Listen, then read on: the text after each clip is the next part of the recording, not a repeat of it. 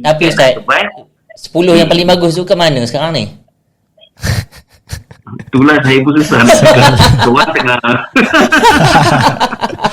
sensitif lah, tak tahu nak jawab. Susah sangat soalan tu sampai ustaz tak dapat jawab.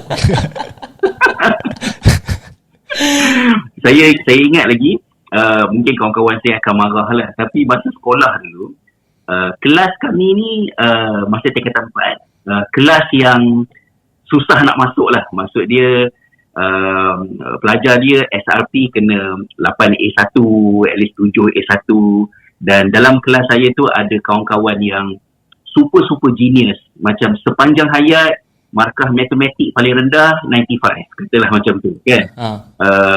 Cikgu yang ajar AdMath adalah cikgu yang memeriksa kertas AdMath SPM, tapi bila dia mengajar dalam kelas, dia akan tanya one of our friends, do you have a different way to solve this problem? Dan kawan kami tu akan kata, there's a simpler way, there's a better way to do it.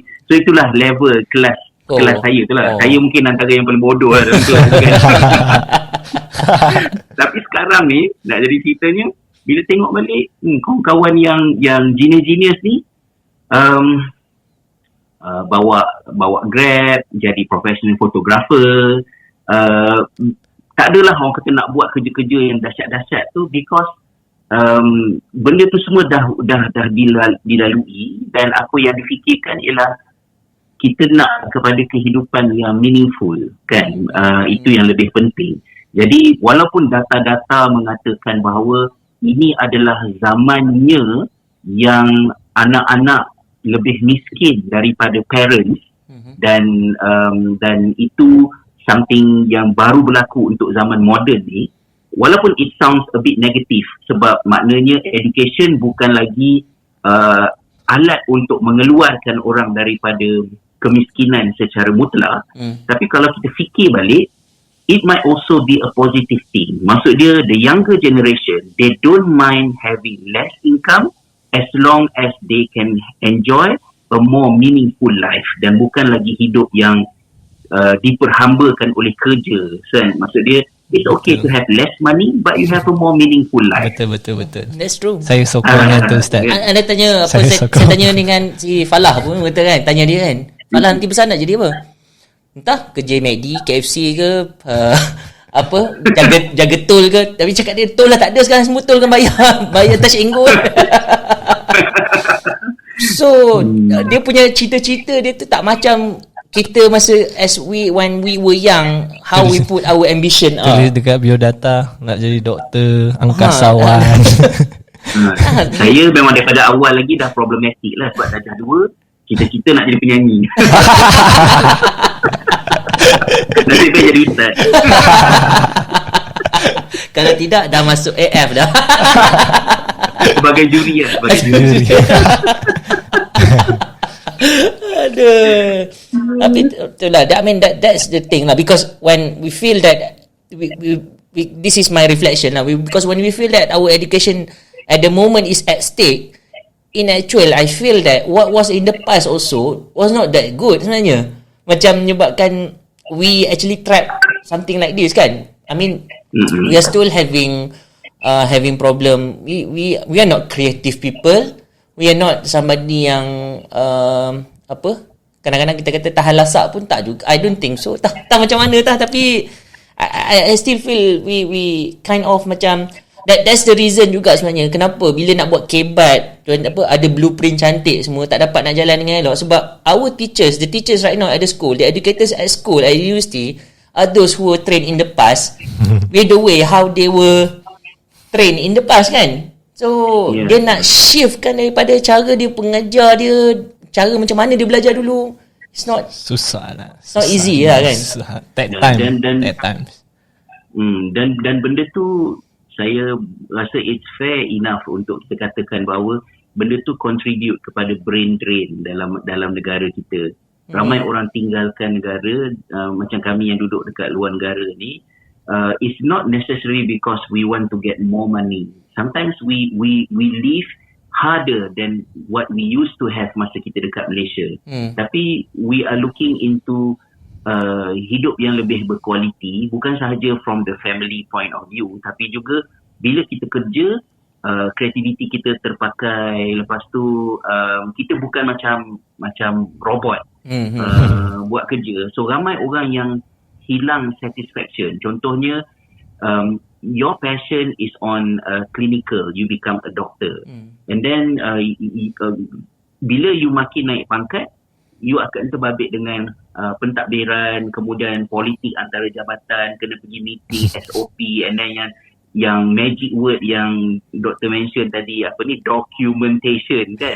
You know, all those kind of things menyebabkan ramai orang yang menyampah dengan professionalism mereka, sebab passionate mereka itu telah dirugikan dengan how our industry dan bagaimana even dalam professional field pun kita mensisiakan tenaga dan masa dan minat tu pada benda-benda yang unnecessary. Antaranya ialah kerana kita ada lack of trust. Sebab tu kita berada banyak documentation. Betul. Semua benda nak kena buktikan dengan rekod dan sebagainya kan. Betul. Jadi ramai orang yang fed up dengan benda tu, it contribute kepada some people lari terus, bukannya lari pergi Cyberjaya ke mana, lari terus pergi duduk sebelah kambing kan. Tapi itulah Ustaz. Tapi betul pun, sebab bila kita sebut pasal profession kan, macam jadi pensyarah pun sekarang ni it's some sort of meaningless lah, sebab tak bahagia. Tak bahagia. Dia macam in the past you feel that okay, because you choose this profession because this is, I keep saying that okay, this is the last gate of my students before they entering the real world of working environment. So it's the last step for me to shape them, to make them as good as possible, yang terbaik yang kita boleh bagi, supaya bila dia orang keluar grad nanti they are able to contribute back to the society, the community. Tapi that function right now is not that measured. Bukan, maksudnya dia bukanlah jadi satu keutamaan kepada pensyarah. Keutamaan kepada pensyarah jadi sekarang lebih kepada buat research, cari funding, KPI, publish Q1 Q2 journal paper, all those kind of thing. And I start to question myself, bila publish Q1 Q2 ni, apa impact dia kepada kita, pada pensyarah. Yang last yang citing tu budak-budak yang buat master PhD. It's just within their own community. Dah lah, tak ada pula pensyarah digalakkan juga untuk buat share your idea ke, your thoughts ke kepada society. I mean, writing in newspaper ke apa semua. Jadi YouTuber pun memang lagi tak digalakkan lah kan. Tapi social apa tu? Social contribution lah. Social society contribution kan. Tapi bila sebut macam tu, bila kita tak fill up this kind of platform kan, macam contohnya YouTube ni, lalu orang lain yang orang-orang yang tak layak, yang orang-orang yang tak buat konten tak apa memenuhkan platform ni kan. Ni komplain view rendah ke sebab apa ni? Komplain view rendah lah ni. Bukan Ustaz. Ini campaign. Campaign untuk apa? Campaign untuk menaikkan view. Bukan, campaign untuk menaikkan educators. Diorang sepatutnya ada dekat social media lah untuk influence the young generation kan. But then they are too busy nak kejar KPI, universiti apa semua tu. And you know, and universiti kat Malaysia pula, universiti tadi memang kejar for ranking kan, all those kind of things. So nama apa dah. So macam tapi saya rasa benda tu sangat benar. Cuma lanjutan daripada perkara tersebut, saya rasa di tanah air kita heading towards something good, iaitu kita ada ramai expert dalam pelbagai bidang yang ada kesedaran untuk public education. So dalam apa sahaja bidang, education ke, engineering ke, dalam perubatan ke, kita ada somehow macam public figure yang selalu macam keluar television, keluar dekat media sendiri, dekat YouTube dan lain-lain untuk advocate orang kata knowledge based punya understanding ni. Tapi di negara-negara sebelah sini dekat Eropah, situasi macam kat Malaysia tu tak begitu ketara sangat. Jadi kalau saya berbual dengan orang rumah yang kerja di hospital, banyak amalan salah yang dilakukan oleh masyarakat terhadap health system. Contohnya macam abuse health system dengan pergi ke hospital dalam keadaan you tak perlu dan tak patut pergi hospital contohnya. Macam mana nak fahamkan mereka ni tentang benda ni? So nak mendidik public, nak mendidik masyarakat. Dekat Ireland contohnya tidak ada doktor yang public figure yang mendidik masyarakat. This is the better way, this is the right way. Tapi kalau dekat Malaysia, benda tu dah mula, mungkin sebab ramai orang dah rebel macam benda benda kan.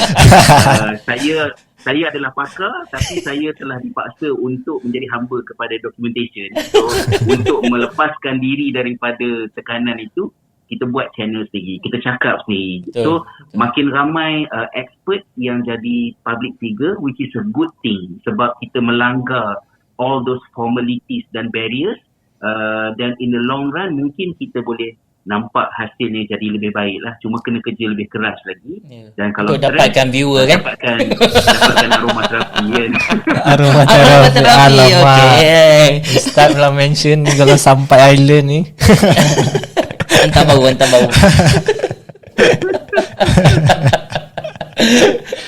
Ustaz, cerita sikit pasal apa ni. Yalah, selalu orang dah sebut pasal Finland kan Ustaz kan. Finland punya education lah. Education lah apa bagai. I'm curious juga. Dia curious. Saya dah dengarnya kali Ustaz cakap. Tapi Ustaz saya nak pergi buat PhD ni dekat sana. Nak ikut juga Ustaz lah. Kata kalau pergi duduk sana, jenis orang yang introvert, suka duduk diam, tak guna sembang orang, sesuai lah. Oh ya yeah. Oh itu bukan saya lah. Itu bukan saya lah. Finland ni kalau saya cuba bahagikanlah satu sekolah, satu universiti kan. Kalau sekolah tu, it can be summarized yang sistem pendidikan K-12 dekat Finland ialah very very student centered. Maksud dia what benefits children, itulah yang akan dilakukan. So Finland tidak ada formula magic yang menjadikan dia punya sistem dia so different from other system. Tapi basically dia buat apa yang sepatutnya dibuat. So apa-apa yang proven bermanfaat untuk kanak-kanak, maka benda itulah yang dilakukan. Termasuklah sampai kepada bukan hanya kurikulum, silibus dan juga pedagogi yang perlu meraihkan budak-budak. Dan kita ada macam-macam contoh tentang benda tu. Malah dari segi bangunan pun perlu direka bentuk semula agar dia sah pembelajaran budak-budak. Contohnya, research menunjukkan bahawa koridor ialah something yang useless dekat sekolah. Satu, koridor adalah tempat di mana banyak berlaku kemalangan, buli, bising dekat koridor. Jadi, dan koridor ini merugikan lah. Maka dalam bangunan-bangunan sekolah yang dibina for the past 10 years, bangunan-bangunan sekolah tu tak ada koridor. Dia direka bentuk agar koridorless. Kerana koridor is useless, maka mereka ubah bentuk bangunan supaya dia jadi macam ni agar every inch yang ada dekat bangunan tu serve learning. Itu contohnya. So bila kita pergi, budak-budak akan first yang kita akan rasa bila kita masuk Finnish school ialah kebanyakan sekolah ni rasa homey, macam kat rumah. Kerana dan benda tu bukan by accident tapi by design. Dia adalah something yang dirancang. Memang kan? Dia nak macam tu. Dia nak jadikan supaya gap di antara rumah dengan sekolah very minimum.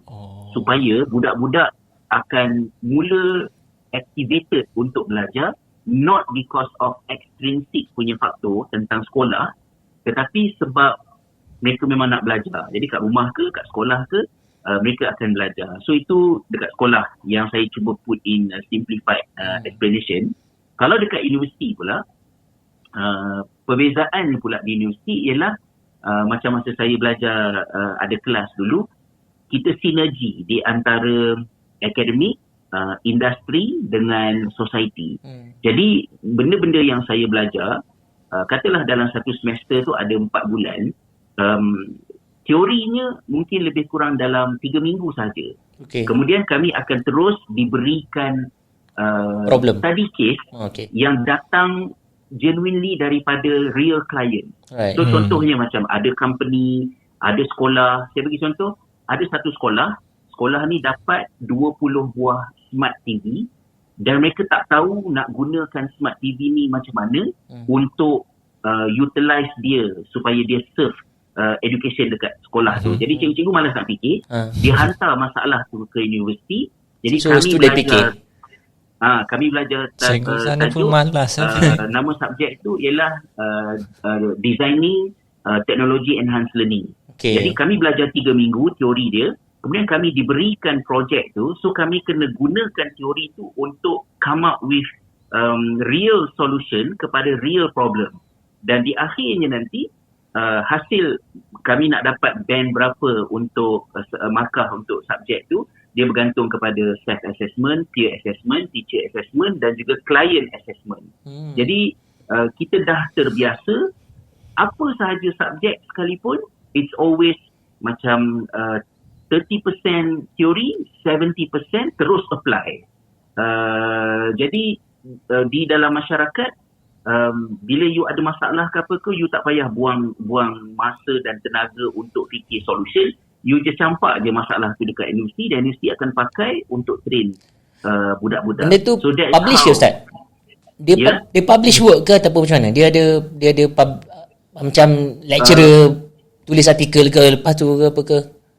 Itu terpulang kepada how you want to go from there. Contohnya kalau you nak gali dengan lebih mendalam lagi dan nak dokumentkan dia dalam satu bentuk study yang proper, then proceed lah, silakan. Ada banyak je projek yang kemudiannya menjadi paper yang publish dan ada juga yang menjadi produk yang terus dipakai. So macam zaman COVID ni, PKP ni kan.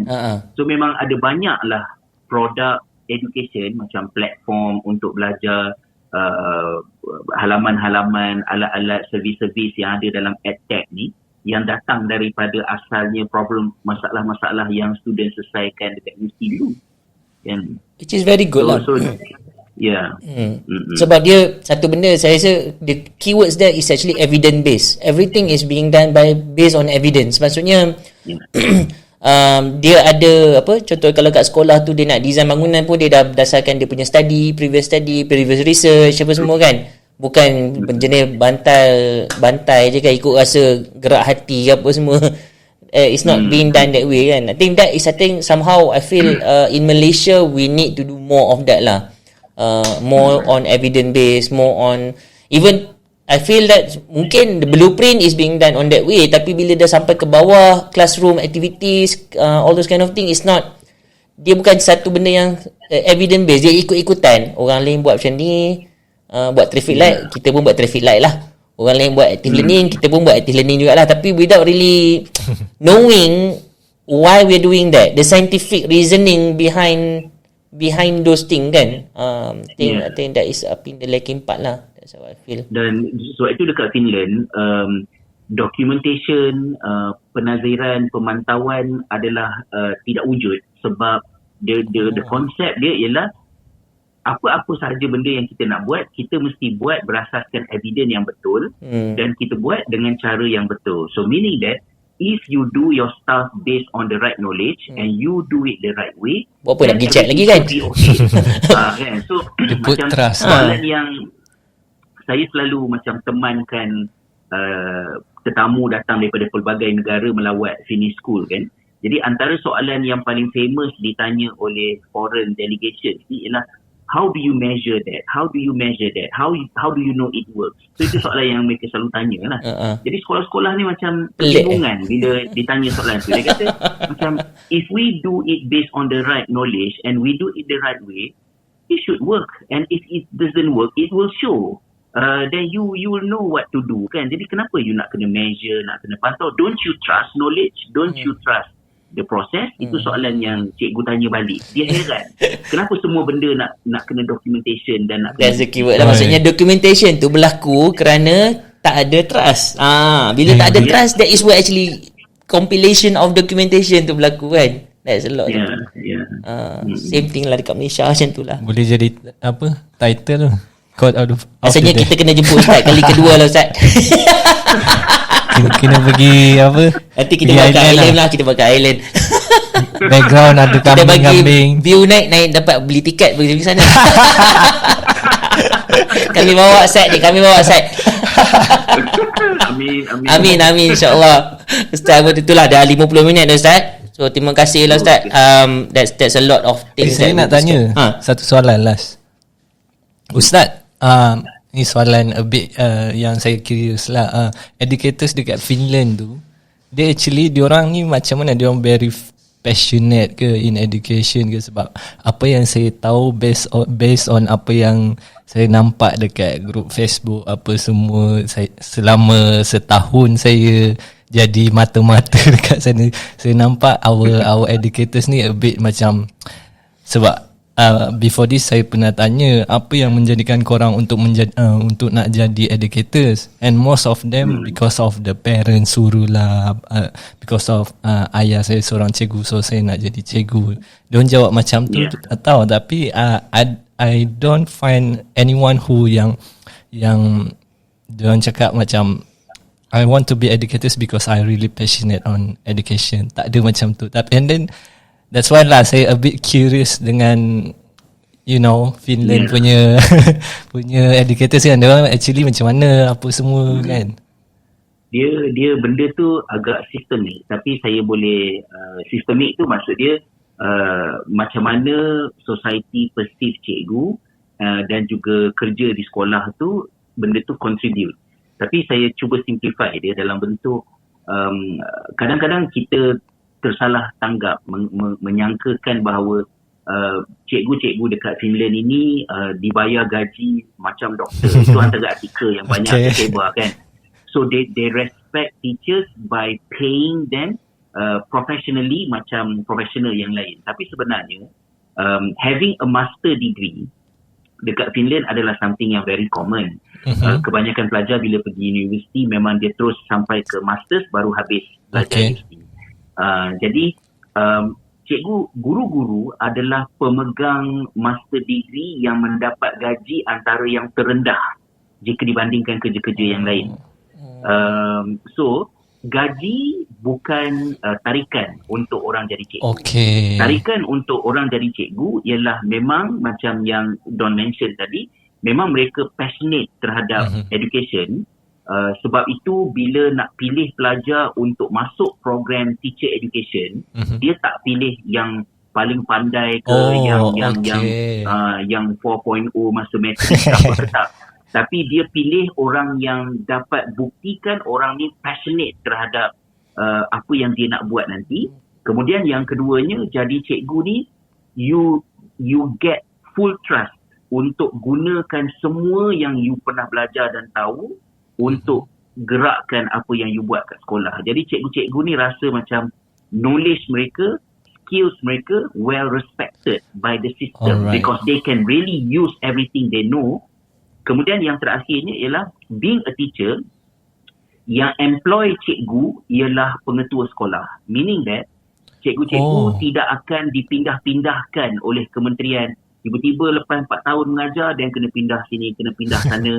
Jadi cikgu akan stay dekat sekolah yang sama dalam satu tempoh masa yang lama, kecuali something happen yang dia nak minta tukar ke benda-benda macam tu ke mungkin.